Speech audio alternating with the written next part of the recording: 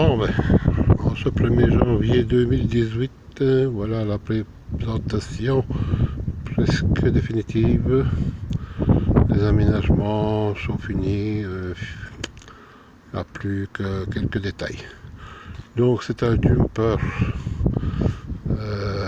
XL, vous voyez, qui est assez long, 120 chevaux HDI. J'ai pris ça parce que c'est très bas par rapport au garage, hein, toujours de 1m86 à ce niveau-ci, donc ça passe partout. Alors, grosso modo, sur le capot, il y a un appareil Victron qui permet de raccorder une batterie auxiliaire dans le fourgon, à l'intérieur du fourgon. Et alors, à l'avant, voilà comment ça se présente. Le siège passager a été retourné facilement. 4 boulons, on retourne, on resserre le boulot, c'est fini. Ça permet d'avoir ici les petits vélos pliants, bien rangés, que personne ne s'est volé. Alors tous mes pare-soleil pour cacher quand je peux fermer le fourgon, etc. Des petits aérateurs pour pouvoir ouvrir les fenêtres sans recevoir la pluie qui rentre à l'intérieur. Dans le fourgon lui-même, donc le siège ici qui peut toujours bouger avant-arrière. Hein, bon, d'une main c'est pas facile à faire, donc j'arrive pas d'une main. Et le siège peut toujours s'incliner comme... Hein. Pour la sieste, c'est important. Je peux vite me jeter à mon poste de pilotage en cas où un con vient de m'emmerder. Là, j'ai ma petite cuisine avec le brûleur à gaz, etc. Là derrière, là j'ai mis un frigo box, mais on peut mettre un frigo box électrique. La table de camping qui est fixée, bon, qui se déplie, bon, c'est facile à utiliser. Robinet qui est branché sur la pompe électrique, donc eau courante. Il va y avoir des petits accessoires, etc. Des petits trucs pour mettre du bordel. 3 watts sur la batterie pour l'éclairage, super impeccable. Ici je peux mettre un petit appareil sur lequel il y a des prises USB pour recharger, les smartphones. Là c'est un interrupteur pour la pompe que j'ai mis juste pour couper la pompe. Ça pouvait rester branché, mais je préfère. Alors ma couchette. Alors comme ma femme n'aime pas trop le camion, bon, j'en ai profité, je me suis fait une couchette bien confortable, avec en dessous 170 litres d'eau, donc autonomie d'une semaine. Sinon, on pouvait se contenter de moins d'eau et faire une couchette superposée pour 2 personnes, c'était possible. Je viens de faire récemment des petits équipés là, parce que c'est toujours utile d'avoir de quoi ranger ses sous-vêtements, etc., etc. Ensuite vient la douche avec chauffe-eau. Là c'est mon petit WC, chaud WC, donc à vider manuellement bien sûr, hein. C'est pas... mais c'est dans un tube de douche tout à fait normal qui évacue en dessous du camion. Donc il suffit que je me mette devant une bouche d'égout et je peux vider toute ma douche, je peux prendre ma douche.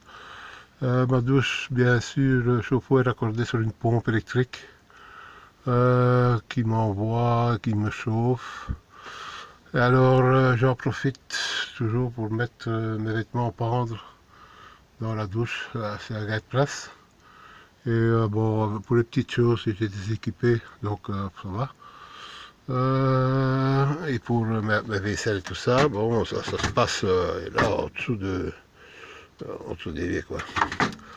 Alors, il y avait là, donc, il y a une partie électricité 220, en cas je suis dans un camping. Le plafond est garni de languettes en bois avec de l'isolant 3 cm en dessous. Les parois de camion je les ai achetées comme ça, mais j'ai tout enlevé, j'ai mis de l'isolant et j'ai tout remis. Idem pour le plancher, j'ai enlevé le plancher, j'ai mis de l'isolant, j'ai tout remis.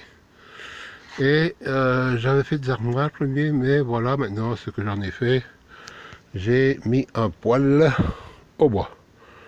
Et ça, j'en suis très fier, c'est formidable, parce que ça chauffe bien, pas trop, juste ce qu'il faut, bien, c'est cuisiner dessus, etc. Alors, j'ai fait un système pour la cheminée, voilà. Donc en fait, grosso modo, c'est une tige que je sais monter et descendre pour ouvrir. C'est une cheminée télescopique en fait, pour ouvrir la cheminée. Et la cheminée en mode roulage, voilà ce qu'elle est, la cheminée en mode roulage. Là-bas, c'est la cheminée du chauffe-eau. Donc ça prend pratiquement pas d'épaisseur. Je suis déjà passé au car wash avec le véhicule sans problème. Alors, donc ici, c'était l'intérieur, etc. Pour la partie rangement technique, je veux dire gaz, etc. Voilà ici, donc les panneaux ici sont isolés. J'ai fait des aérations, toc toc.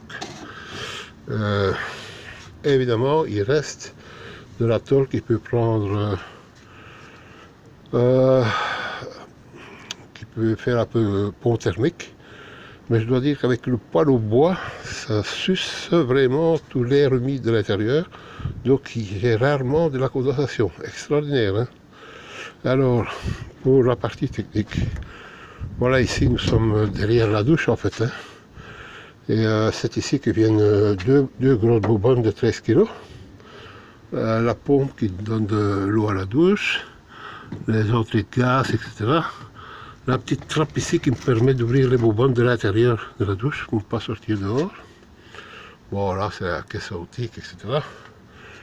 Ici c'est la prise. 220 volts en cas de où je suis dans un camping. Et j'ai une rallonge aussi. Et alors donc j'ai du 220 qui part partout dans quelques endroits dans le fourgon. Donc ça c'est la partie où il y a le gaz. Là on voit pas très bien, mais c'est le dessous du tube de douche que j'ai coincé avec de la mousse expansive parce que je fais quand même plus de 100 kg, 1m83, voyez la bête. Et donc bon, je ne vais pas me mettre par terre pour vous montrer l'évacuation du dessous, mais ça s'évacue en dessous. Le tuyau flexible pour remplir. Mais 170 litres d'eau, ici on ne le voit pas bien sûr, mais ça fait pas toute la longueur de la couchette, mais presque. Alors la couchette, un beau matelas, 70 cm, sur juste à la tâche des grosses planches en bois de 4 quarts pour que ce soit bien costaud, parce que je fais quand même plus de 100 kg, et il faut que ça respire. Voilà les équipés un peu plus près. Ils sont pas, il manque encore la cornière, etc. Quelques trucs, mais voilà, il est pratiquement fini. Il manque à remettre la deuxième couche de peinture. Moi j'ai choisi ici sur ces panneaux-ci de mettre ici de la rasure, mais ça peut très bien être peint. Dans ma douche j'ai peint en blanc avec une spéciale intérieur douche, c'est nickel, rien ne passe dans le bois. Le bois reste archi sec. Voilà. Tout l'arrière. Et bon, je peux pratiquement ouvrir ma porte. Donc si je ferme ici le matin, si je suis bien qu'on ne me voit pas, je peux ouvrir la porte arrière et admirer la mer. ou un beau lac. Voilà, c'était grosso modo, je crois que j'ai un peu le tour. Mon Jumpy XL. Jumpy. Jumpy. Au revoir. Merci d'avoir suivi cette petite présentation.